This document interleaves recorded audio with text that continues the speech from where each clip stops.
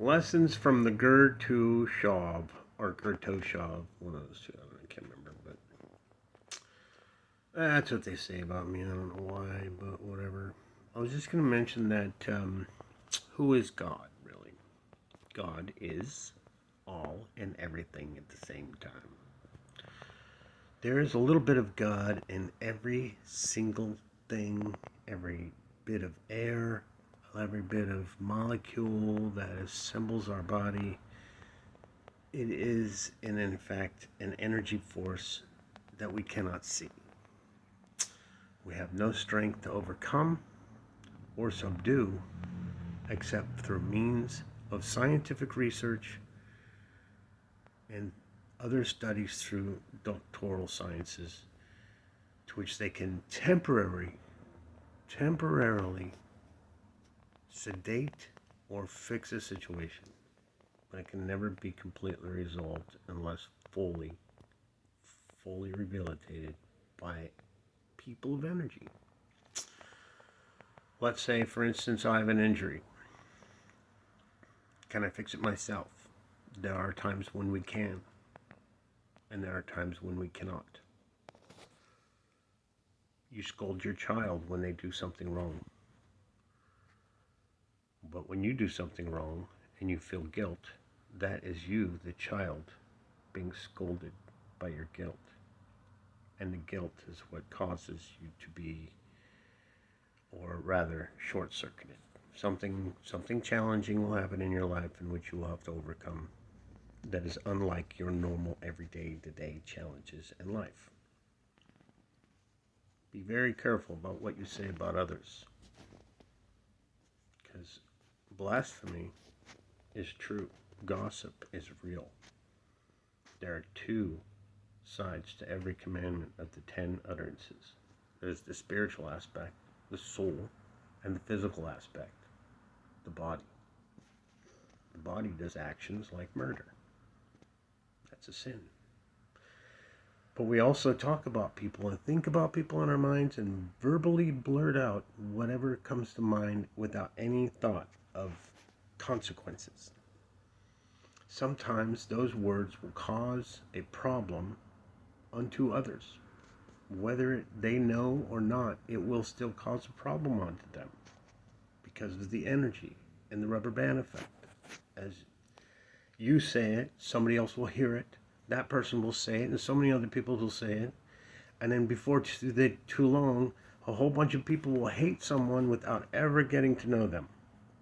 Basically, killing their character, i.e. murder. So be careful. Why are there thieves in the world? Well, when somebody does defame another and steal from them their livelihood through a character assassination, then two angels are set by God, according to the Zohar, to go out and take from them at their best possible time in their life from what they thought that they deserved, taken away because of what they did to others. Basically, spiritual murder. Gossip. Like hard gossip. Not the kind that you're like, oh, it's fun and free. We all know by fact that certain things occur, and these gossips aren't really gossips. They're just chit-chat. True and factual chit-chat. Outside of that, here we are. Back to square one. Who is God? Well, God is all and everything. My phone that I'm talking to is God. My glasses are God. My beard is God. My whole body is God. The air around me is God. The building I'm in is God. It may not have life and it may not be able to speak or have a conscience like I do, or the will to decide from good or bad or right down the middle. That's called the 3-column system. Judgment, mercy, and central balance. So, we'll get into that later, but right now we're talking about an energy force greater than ourselves, to which we cannot see.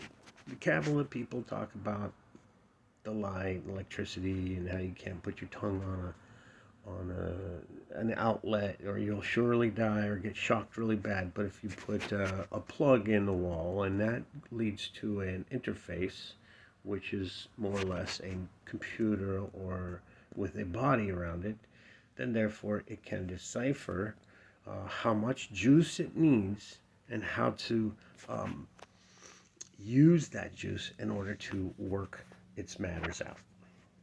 Similar to human body, almost everything we have in the world is similar to our basic elements. We are all and everything in the universe, so that therefore we are the energy of God. If we come together and work together in harmony, no matter what religion or belief we have, just knowing that good people are good people and those that are bad are set out to learn their lessons and have an opportunity to come back to the good, or stay out and be bad, incarcerated. Those who've been incarcerated and have done a good deed and have shown a way that they have been positive and shown a way that they are good, sometimes they've been given leniency and they have been set free. Some of those that have been set free are actually doing better than those who are free, because they've been incarcerated. They know what the darkness is like, and therefore they understand the challenges of what God or the energy force around them that they cannot,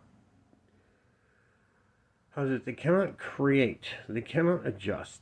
It just works that way. It's your karma. What do you do with it? What do you choose to do with your karma?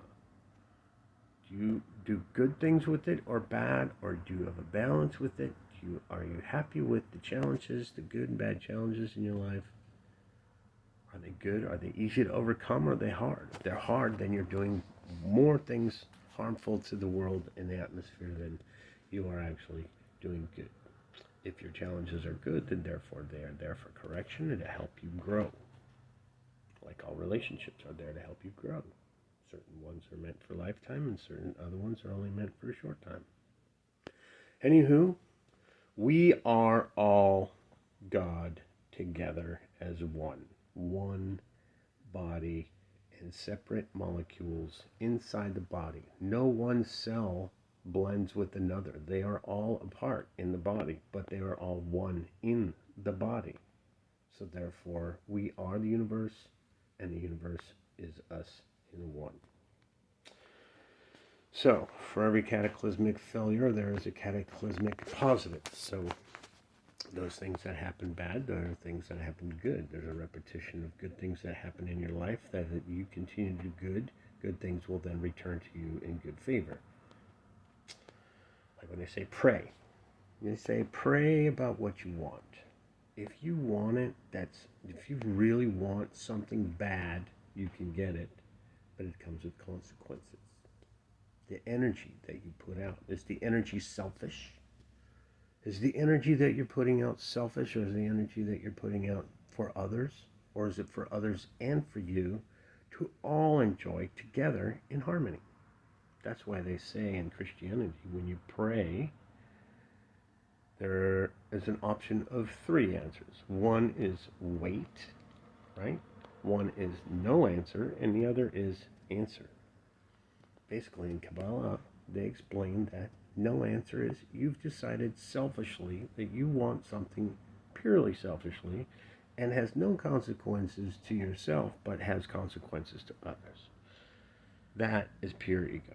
So, when you ask for ego things, you get negative response. And if you work at that negative response and you want it bad enough, guess what? A lot of short circuits happen, and we've seen in the media and with people who do those things end up getting in trouble. So let's go to the next one. You pray, you ask for something.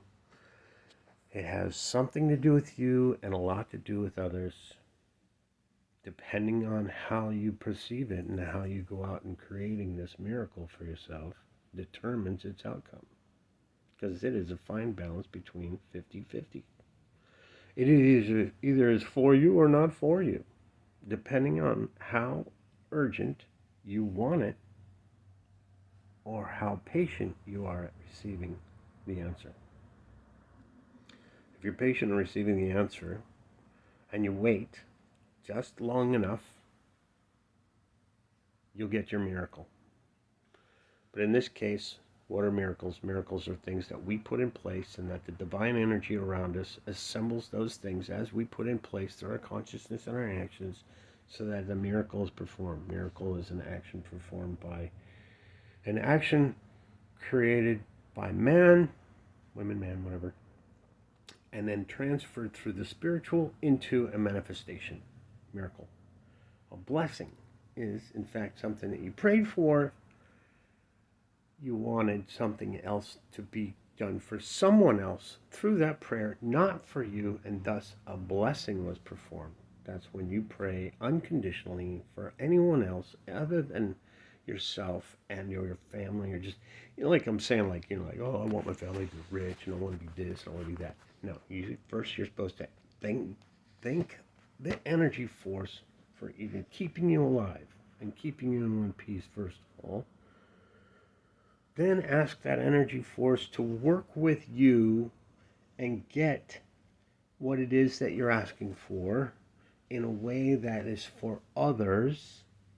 Rubber band effect, or a bounce back, just like Buddhism. You're going to send out the energy of good in order to receive back that energy in a later date, but you'll receive. It's kind of like throughout the year you pay taxes, and at the end of the year you get some of that back.